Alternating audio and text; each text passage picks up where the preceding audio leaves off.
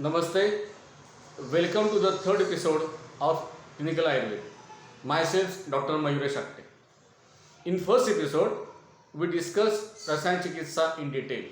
We saw the factors which are needed in the body to achieve the Rasayan Karma. In second episode, we saw the different sampraptis and factors getting affected in that sampraptis, and after curing that disease, how to choose the specific Rasayan Dravya.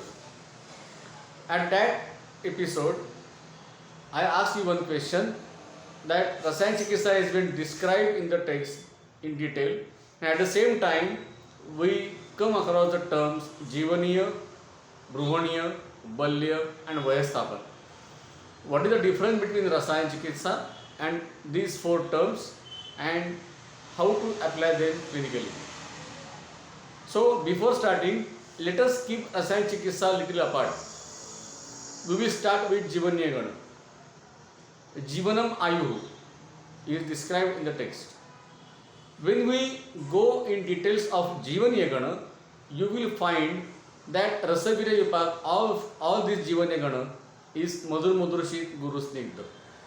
It means these Jivaniya Dravya are useful as Dhatu Poshak. They will increase Dhatu, they will nourish Dhatus.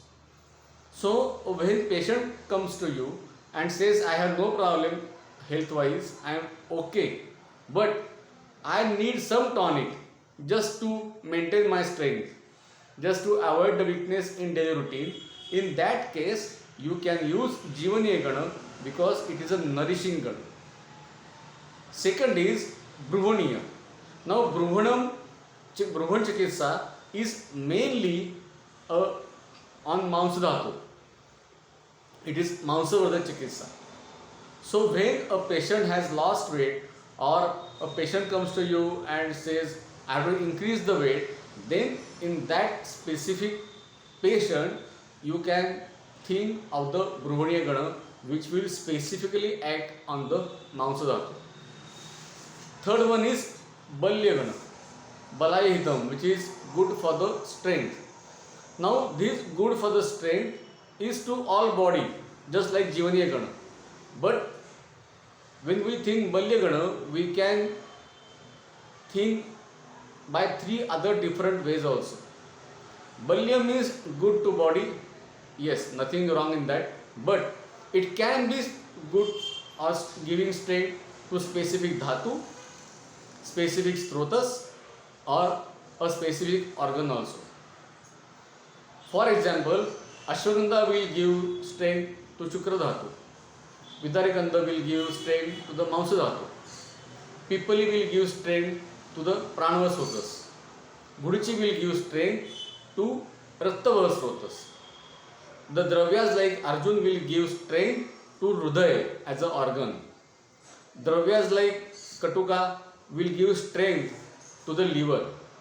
So, when we say Balya, it can be good to all the body, Balaya Hitam, as well as it will give strength to specific dhatu, specific strotas, or specific organ also. You have to choose this Balya Gana according to the need of the patient. The last one is Vayasthapan Gana. Now, if we go across the Vayasthapan Gana, their Rasavirya Vipak, you will find the Rasavirya Vipak of these Gana are varied. Some are Madhumadurshit, some are Ushna Gunatmak. So, how to apply them? When in the first episode, we saw the Rasayan Karma and the conditions required for the Rasayan Karma.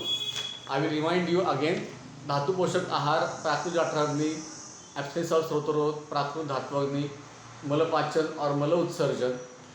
So these conditions required for Rasayan Karma. If we come across the Vayasthapan Gana, you will find there is a collection of the Dravyas which perform one of these karmas. And you have to use them according to the need of the patient.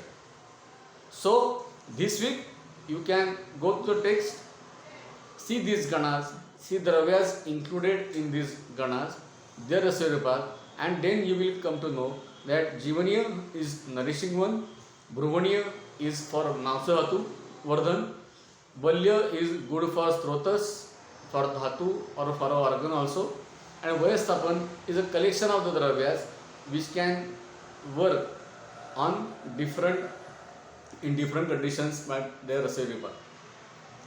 If we think in a broader way, you will find that all these karma come under Rasayan Chikitsas only.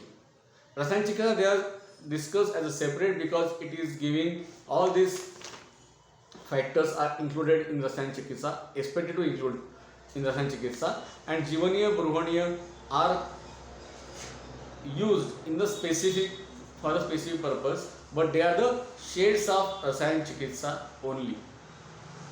So, homework for this week, go to this text, see these ganas, dravyas, the Rasya Vibhag, and then you can apply them in your patient.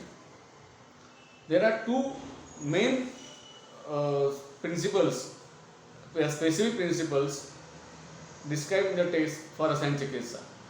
One is Vardhaman Rasayan and other is Kuti Praveshik Rasayan.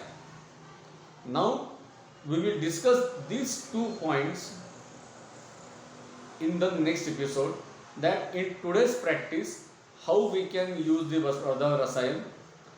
Is it restricted to specific dravyas only, or can we use them in all dravyas?